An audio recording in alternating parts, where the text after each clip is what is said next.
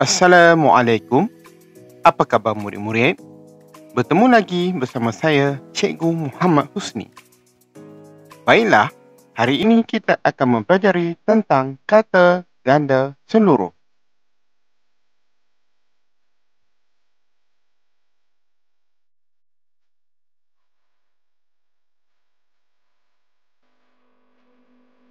Apakah yang dimaksudkan dengan kata ganda seluruh?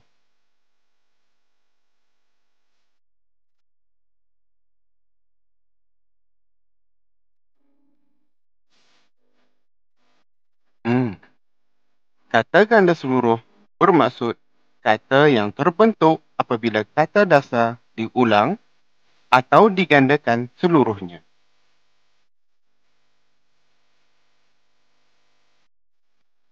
Baiklah, untuk pengetahuan murid-murid, kata ganda seluruh juga terbahagi kepada 4, iaitu yang pertama, kata nama. Yang kedua, kata adjektif.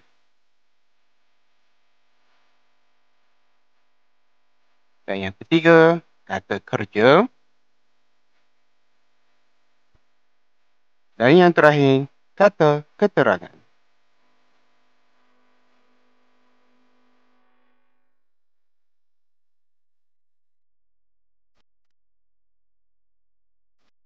Baiklah, untuk meningkatkan lagi pemahaman kita, mari kita lihat contoh kata ganda seluruh.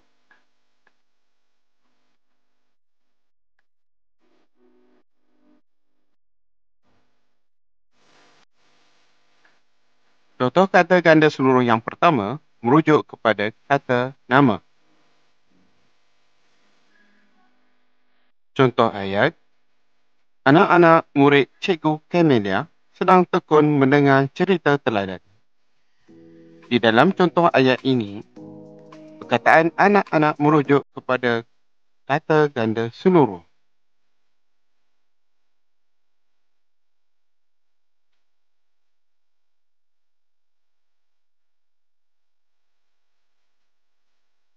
Seterusnya, contoh kata ganda seluruh kedua merujuk kepada kata adjektif.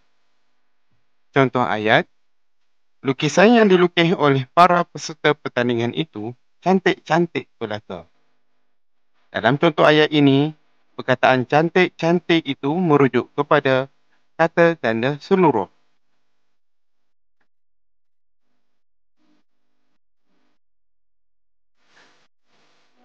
Seterusnya, kata ganda seluruh yang ketiga merujuk kepada kata kerja. Contoh ayat, ahli keluarga John berborak sambil makan-makan di rumahnya. Di dalam contoh ayat ini, perkataan makan-makan merujuk kepada contoh kata ganda seluruh.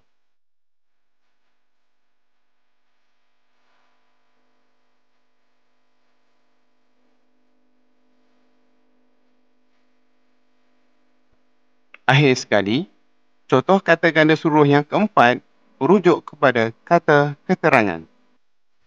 Contoh ayat, mula-mula masukkan semua bahan dan kacau sehingga sebati.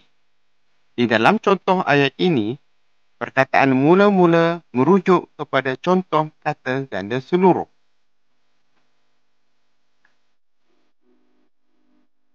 Baiklah murid-murid, semoga perkongsian video ini dapat memberi manfaat kepada semua. Jangan lupa, nantikan sambungan video pembelajaran kedua iaitu tentang kata ganda separa. Assalamualaikum.